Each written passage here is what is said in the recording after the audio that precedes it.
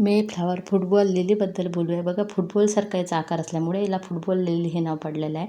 आणि असे असे कांद्यासारखे बल्ब असतात. हे बल्ब आहे ना एका आणला ना तर काही दिवसांनी ते तुम्हाला काही वर्षांनी असे अनेक तयार होतात. आणि हे बल्ब आहे ना याला खूप जास्त पाण्याची आवश्यकता नसते. आणि हे जमिनीतून मे महिना लागला की वर येतात. आणि कधी कधी थोडं लेटसुद्धा होऊ शकतो. पण हा वर्षातून एकदा येणारं हे सुंदर फुल आहे. म्हणून याची आतुरता जास्त असते. आणि तुम्ही विसरान हे बल्ब लावून तरी पण हे यांचा वेळ आला की बरोबर त्यांचे जे तापमान राहते ते मिळालं की हे बरोबर वर येतात. आणि एकापासून अनेक असे छान असे फुलं सुंदर असे दिसतात.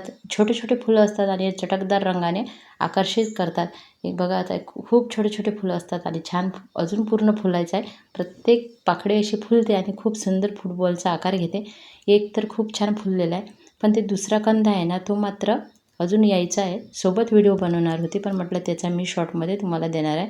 आणि तोपर्यंत हे बाकीचे तुम्ही बघून घ्या. हा छोटा कंद आहे तिसरा.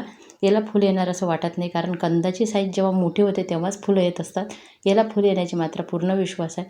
आता याला काही दिवसात फुल येईल. आणि एक फुल येऊन गेलेलं आहे. आणि तिसरं जे दाखवलं त्याला फुल येणार नाही कारण तो कंद खूप छोटा आहे. तो वर आलेला होता. एक मांजरीच्या पिल्लांनी ते तोडून टाकलेलं आहे. असं हे सुंदर दिसणारा फुटबॉल लिली तुम्हाला कसं वाटलं नक्की सांगा. बऱ्याच जणांकडे हे प्लांट असते. खूप जास्त याची काळजी घ्यावं लागत नाही. खूप खत पाण्याची आवश्यकता राहत नाही. तुम्ही अशा पद्धतीने तुम्ही तुमच्या बागेमध्ये फुटबॉल लिली मे फ्लॉवर लावू शकता.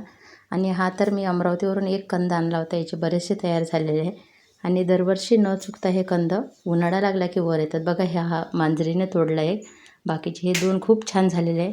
बघा अशा पद्धतीने खूप सुंदर आपल्या फुटबॉल लिलीला फूल आलेलं आहे. बाकी आल्यावर नंतर दाखवेल. धन्यवाद.